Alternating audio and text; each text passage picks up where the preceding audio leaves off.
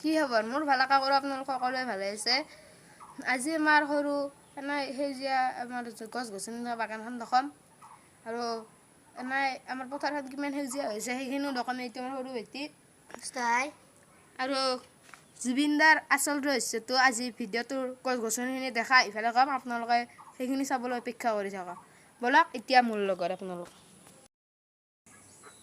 বলক এতিয়া আমি যাওঁ, আপোনালোকে চাই থাকক, আহি থাকক মোৰ লগত। আপোনালোকে ভিডিঅ'টো অলপ স্কিপ নকৰিব। এয়া দেখিছে নাই আমাৰ সেউজীয়া পথাৰ, এইবিলাক গছ-গছনি কিমান আছে, এয়া সৰু সুৰা, এয়া দস্ত এয়া আগটো তুলিছোঁ দস্ত আৰু সেইটো চালে আছে দস্ত চাই দেখিব আপোনালোক। এইটো আমাৰ সৰু ভাইটি, এয়া দস্ত দেখিছে না এইবিলাক গছ-গছনি কিমান, সেই দস্ত আগতো আছে, সেই চাওক দস্ত এইটো আমাৰ ঘৰ, এইটো আমাৰ এনে সৰু এটা পাকঘৰ আৰু আশা আছে। আৰু সেইটো যে ঘৰ দেখিছে আপোনালোকে পাকা ঘৰটো পাকঘৰ, এইটো আমাৰ থাকা ঘৰ, আপোনালোকে চাই থাকক। দেখিছে নাই গছ-গছনিবিলাক, এয়া দস্ত এইটো আমাৰ ৰাস্তা দস্ত দেখিছে নাই, এয়া গছ-গছনি, এইটো আমাৰ আমি লেট্ৰিন, এইটো এনাৰ চেষ্টা কৰোঁ, এইটো আমি ইয়াত গা ধুওঁ। জুবিন দাই ইয়াতে এনেকুৱাই আৰু বাথৰুমটো ইয়াতে পৰি পেলাই মূৰ ফাটিছিল। এতিয়া বলক আপোনালোকে মোৰ লগত, সেইটো ডাঙৰ ফিল্টাৰ, ইয়াৰ পানীৰে গা ধুওঁ আমি, আহি থাকক। সেইটো দস্ত আমাৰ শাল বহুত ধোৱা আছে, দস্ত ধোৱা আছে বহুত ফকলেনেৰে খান্দা। এইটো আমাৰ গৰু, তাত এটা আছে 3টা গৰু এতিয়া দস্ত। এইবিলাক দেখিছে নে কিমান গছ, এইবিলাক দস্ত এইবিলাক এতিয়া দস্ত আমাৰ লগত মোৰ লগত জড়িত। আহি থাকক আপোনালোক সকলো, এয়া দেখিছে নে দস্ত, এইকেইটা আমাৰ হাঁহ, এতিয়া আহি থাকক আপোনালোক। পথাৰত দেখাম দস্ত, সেইফালে আছে বহুত গাছ, চাই আছোঁ আমি দস্ত, জংঘল আছে। এতিয়া আপোনালোক মোৰ লগত আহি থাকক গান শুনি শুনি।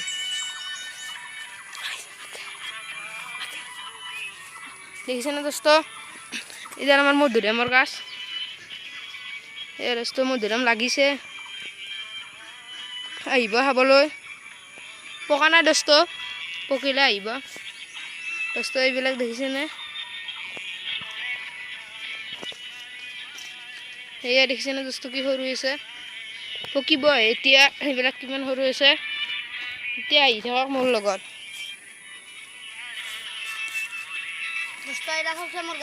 এইডাল দস্ত উঘলি পেলাই পৰি গৈছে বতাহতে, সেইটো আমাৰ চিদ্দিক সৰু ভাইটি, হয় দিয়া।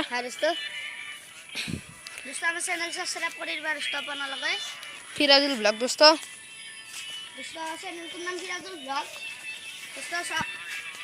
দস্ত এইখিনি দস্ত মই নিজে ৰুইছোঁ, আমাৰ দেউতা মা আৰু সৰু ভাইটিয়ে দস্ত। এই ডাকালৈকিন এই টিঙৰ বেৰৰ কাষলৈকিন, আৰু দস্ত সেইখিনি বেলেগত দিয়কচোন।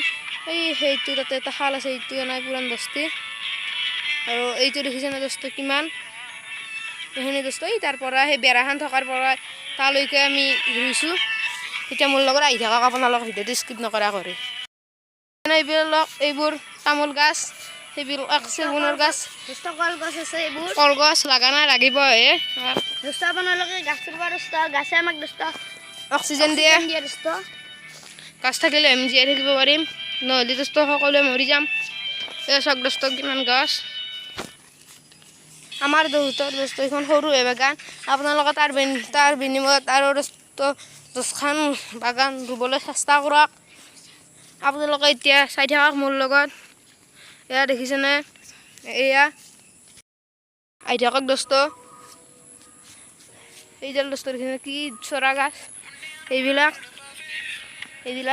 এতিয়া দস্ত মই আপোনালোকে দস্ত অলপ সময়, মই দস্ত কেমেৰাটো নেদেখাওঁ, আপোনালোকে অলপ সময় আন্ধাৰত আহি থাকক, ডাইৰেক্ট আহি পেলাই আপোনালোকে পথাৰখিনিয়ে দেখক।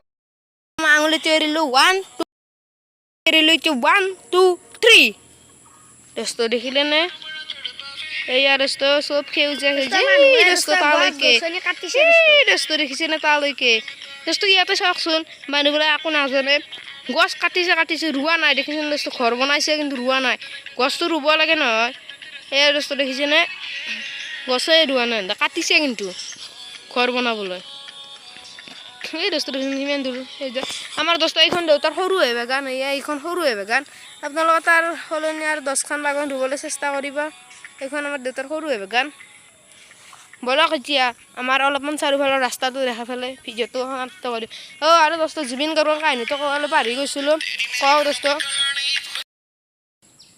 দোস্ত আপোনালোকে গছ ৰুব দিয়ক আমাৰ হাতযোৰ কৰি গৈছোঁ আপোনালোকক কাৰণ গছ থাকিলেহে মানুহ জীয়াই থাকিব পাৰিব কাৰণ গছে আমাক অক্সিজেন দিয়ে আমি গছক কাৰ্বন ডাই অক্সাইড দিছোঁ আৰু গছে আমাক নানা ধৰণৰ ফল দিয়ে আৰু যেতিয়া আমি ফলবিলাক নাপাম তেতিয়া আমাৰ বহুত অভাৱনতা দেখা দিব এইবিলাক দোস্ত মানুহৰ ঘৰ দেখিছেনে আপোনালোকে মই যি অলপ আগত দেখালোঁ তো সেই মানুহৰ ঘৰবিলাকত গছ গছনি কাটি পেলাই ৰুইছে কিন্তু এডাল কাটিলে 10ডাল যি ৰুব লাগে সেইখিনি দোস্ত মানুহৰ জ্ঞান নাই আপোনালোকে দোস্ত এডাল কাটি 10ডাল ৰুবলৈ চেষ্টা কৰক এইখিনিয়ে মই আপোনালোকৰ ওচৰত প্ৰাৰ্থনা বহুত দোস্ত গাছ ৰুৱা আমাৰ দোস্ত এখন সৰু ওলাই আনে দোস্ত বাগান আমি দোস্ত গাছ ৰুওঁ এডাল কাটিলে দোস্ত আপোনালোকে 20ডাল গাছ ৰুব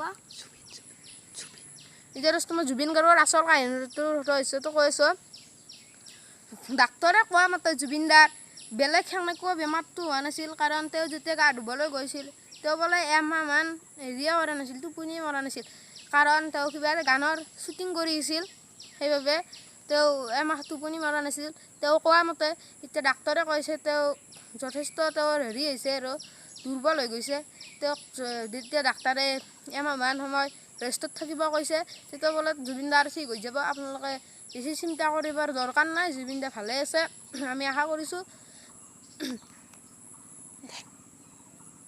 আৰু দোস্ত এটা বস্তু মই আগতে দেখাই আছোঁ সেইটো দোস্ত পক্ষী দেখিছেনে আপোনালোকে দোস্ত মই এটা দোস্তৰ কথা ক'ম থেংক ইউ দোস্ত এইটো পক্ষী দেখিছেনে আপোনালোকে এইটো দোস্ত হেৰিত যে বহি আছে দোস্ত এনেকৈ দোস্ত যেতিয়া পক্ষী বহি থাকে আপোনালোকে দোস্ত নামাৰিব আৰু সিহঁতৰতো দুখ বাগাৰ আছে দোস্ত থেংক ইউ ৱাচিং my video' please subscribe and like me আপোনালোকে দোস্ত মোক এইখিনি ছাপোৰ্ট কৰিব হাই ইয়াতে মই ভিডিঅ'টো সমাপ্ত কৰিলোঁ ধন্যবাদ আপোনালোকে লাইক আৰু ছাবস্ক্ৰাইব দোস্ত আপোনালোকে কৰিব দোস্ত বাঢ়ি নাযাব একেবাৰে দোস্ত আপোনালোকে ভালেই থাকক সুখে থাকক হাঁহি থাকক দোস্ত আমাৰ চেনেলটোৰ নাম ফিৰাজ